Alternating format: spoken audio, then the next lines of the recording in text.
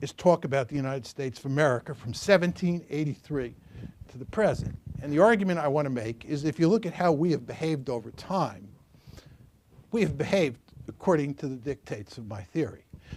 None of you have been educated to think this way because you grew up in liberal America where we tell ourselves all these false tales about our history, where we're portrayed as noble people who do nothing but good on the world stage and so forth. So that's not the way it's operated over time.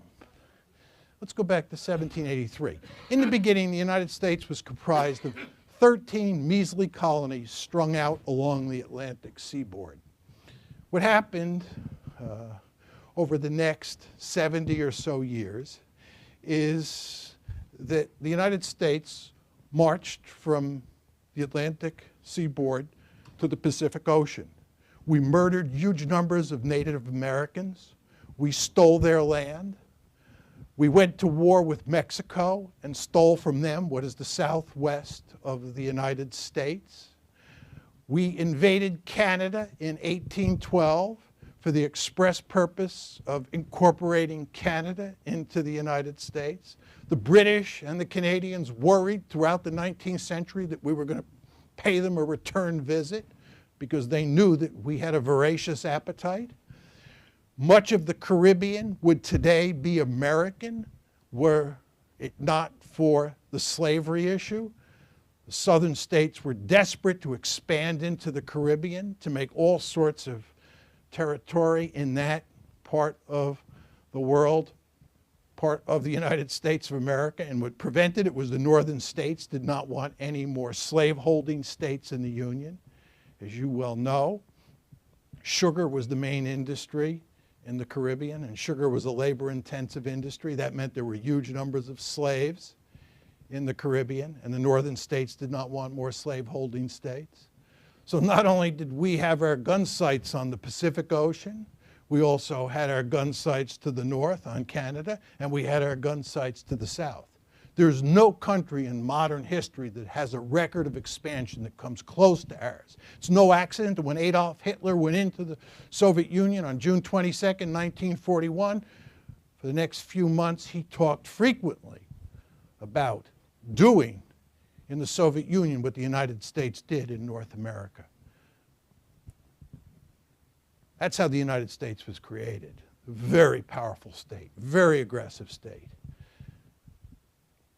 Second thing we had to do to establish hegemony in this hemisphere is we had to get the European empires out. You all remember President James Monroe in 1823. The Monroe Doctrine, he basically told the European great powers, this is our hemisphere.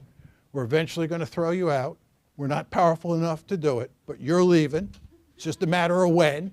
And once you leave, you are not welcome back here.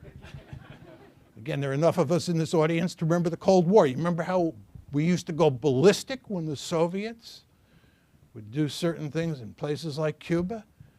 Talk about putting missiles in Cuba, troops in Cuba, building a naval base at Cienfuegos. This was not acceptable to us. This was our hemisphere. We were bent on establishing regional hegemony. So my point is that by 1900, in the aftermath of the Spanish-American War, the United States had established regional hegemony. And as I said before, this is the only regional hegemon in modern history. Now, you have two goals. One is to establish regional hegemony, and two is to make sure there's no peer competitor. What happened in the 20th century? There were four potential peer competitors: Imperial Germany, Imperial Japan, Nazi Germany, and the former Soviet Union. The United States played a key role in putting all four of those countries on the scrap heap of history. The United States had no intention of allowing any of those countries to dominate Europe, Asia, or in the case of the Soviet Union, Eurasia. We entered World War I in April 1917, when it looked like the Germans might win that war, and we helped finish off the Germans. If I had an extra hour, I could give you my lecture on how I think the United States played the critical role in tipping the balance in favor of the French and British against the Germans. In World War II, we defeated Japan almost single-handedly, and we played a key role, although the Soviets played the key role, in defeating Nazi Germany in Europe. And of course, during the Cold War, we played the principal role in containing the Soviet Union, and then we helped usher it down the toilet bowl when the Cold War ended. And we were glad to see it go. And after it ended, we made it clear to the rest of the world that we had no intention of giving up American primacy. So the United States has a very clear record of not tolerating peer competitors. And we've actually been quite explicit about that.